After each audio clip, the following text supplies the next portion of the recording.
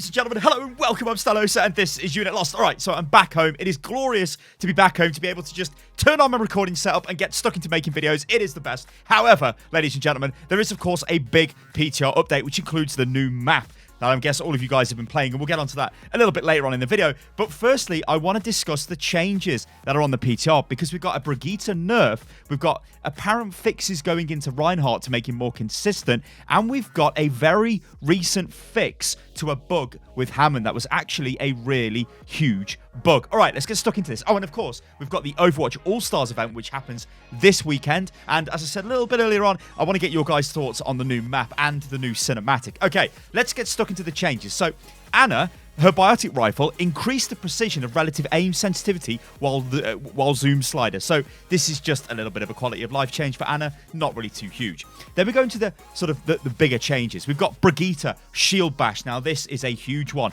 Now knocks down and gets knocked down by other charging targets. This means that if Doomfist goes to punch Brigitta and she shield bashes him, he will no longer just fall on the floor and she continues to bash him. They will both fall on the floor. It's exactly the same effect as if Reinhardt charges into another charging Reinhardt. They both fall onto the floor. But the big deal here is the fact she can no longer knock down Reinhardt, who is this 7 foot, 8 foot tall German monster of a man in massive German armor with a rocket powered charge flying towards you. He must weigh 800 pounds. He probably weighs more. He probably weighs like 2 ton German power coming towards you. And you're this little Swedish girl and you go, ha! And you bash him and he falls on the floor and then you beat his brains in. No, you both fall on the floor. It's still a little bit silly, really. I mean, let's be honest. Reinhardt should probably just, if she even attempts to do that, he should just wipe her out as he goes through. But whatever.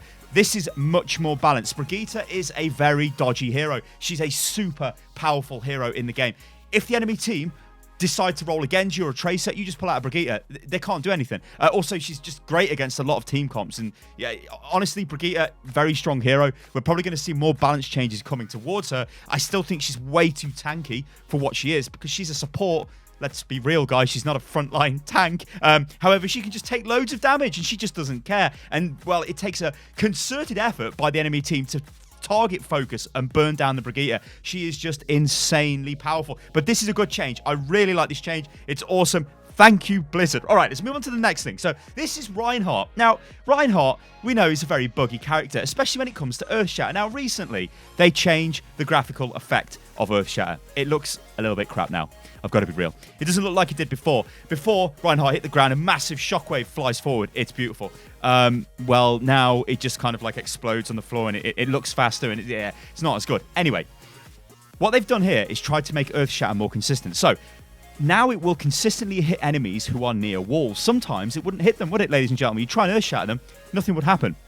No longer will it hit enemies that enter the damage cone after the wave has passed that area. No, that's probably in relation to the new graphical change as well, so it looks more consistent.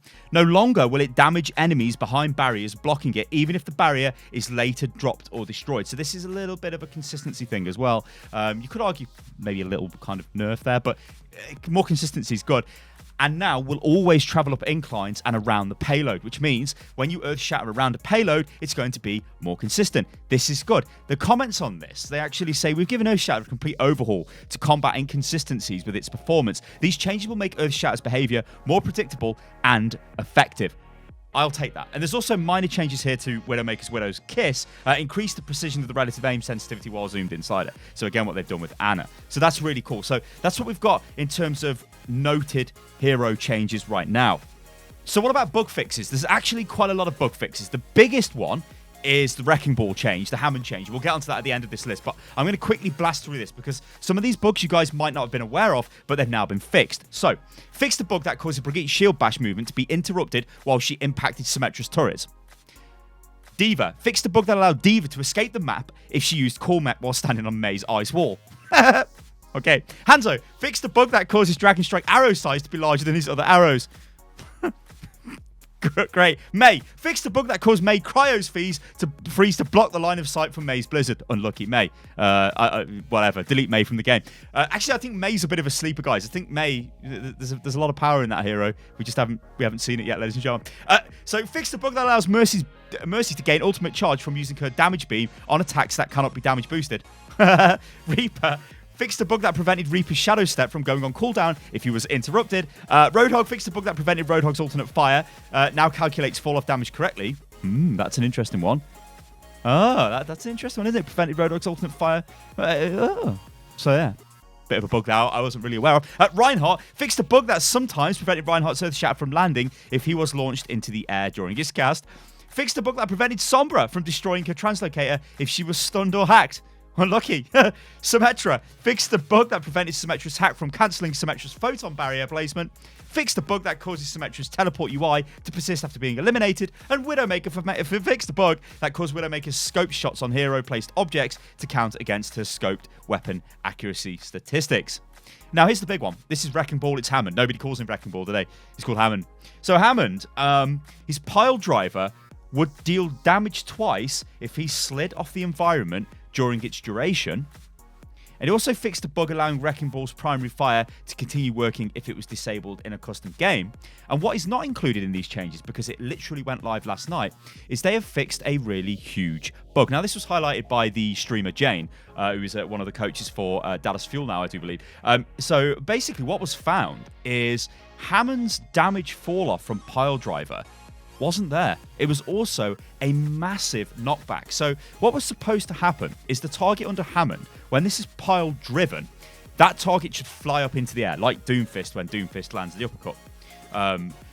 For Hammond to sort of go into mech form and start shooting at the target and all of that good stuff. But what was happening is everybody in the impact area, much like if you think of, let's say, Junkrat's concussion mine, okay, so it does more damage close in the center, but the further away from you are, it doesn't do as much damage. So remember, the old one just did maximum damage at the maximum range. It's kind of similar with this. So Piledriver would go down, it would hit everybody, it would cause everybody in the range of Piledriver to fly up in the air and apply maximum damage to all of them. Now, the problem with this is Hammond could kill people he wasn't really very close to. And this also meant Hammond was doing probably too much damage because Hammond is super, super tanky. Because when you use the grappling hook and then you pile drive into a team, and it's a team, and you obviously press E and deploy the shield, you get like 1,000 HP. So you're 1,000 HP ball in the team, and you just knock them all up in the air and cause a ton of damage to them, and then you're then doing damage to them, and the rest of your team are following through.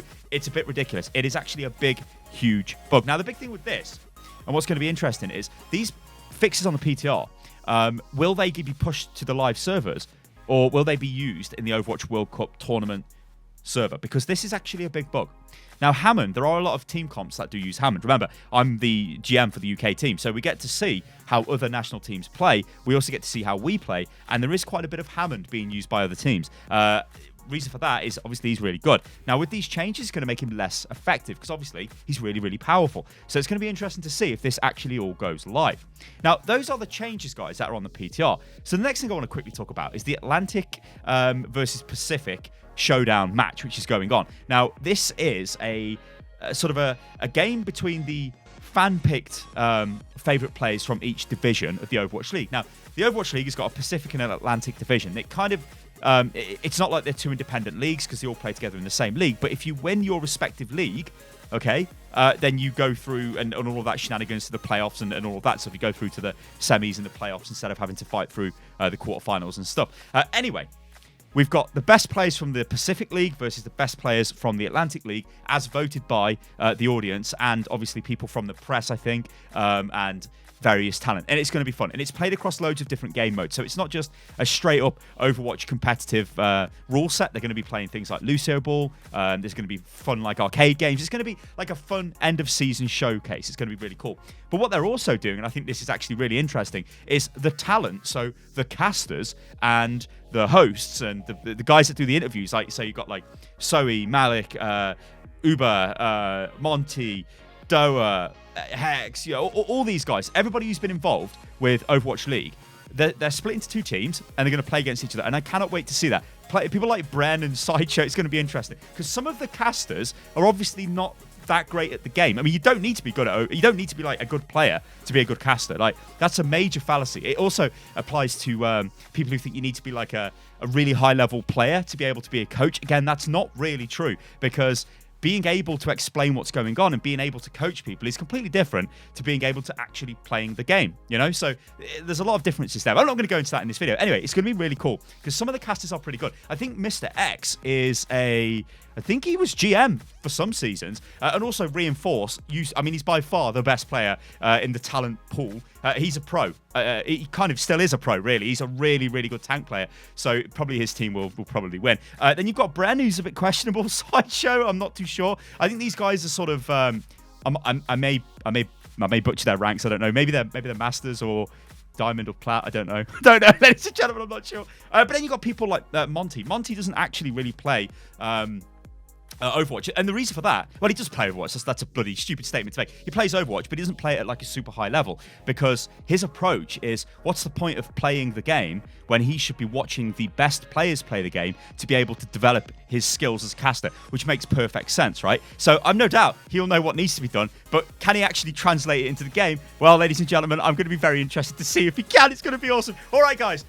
Oh, yeah, no, I was going to end the video. What the hell? No, I'm not ending the video. What I'm going to do now is talk about the map. What do you think about the map and the cinematic? So, and what happened at the Korean Fan Fest. So, I'll give you my kind of like, obviously, while I'm there, I'm caught up in the hype of it. It's like a huge event. There's, you know, you're meeting all the devs. You're just in the Blizzard kind of world. It can be easy to be sort of taken over by that.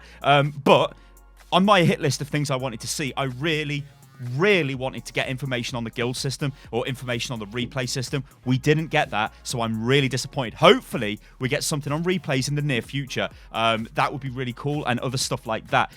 The cinematic short itself, I thought, was actually pretty good. So I didn't really have too many issues with that. I don't think it was the best one they've made. I think Honor was a better cinematic. And Dragons probably is still the best one. It's going to be difficult to beat Dragons, I think, Blizzard. But it's still a really good cinematic.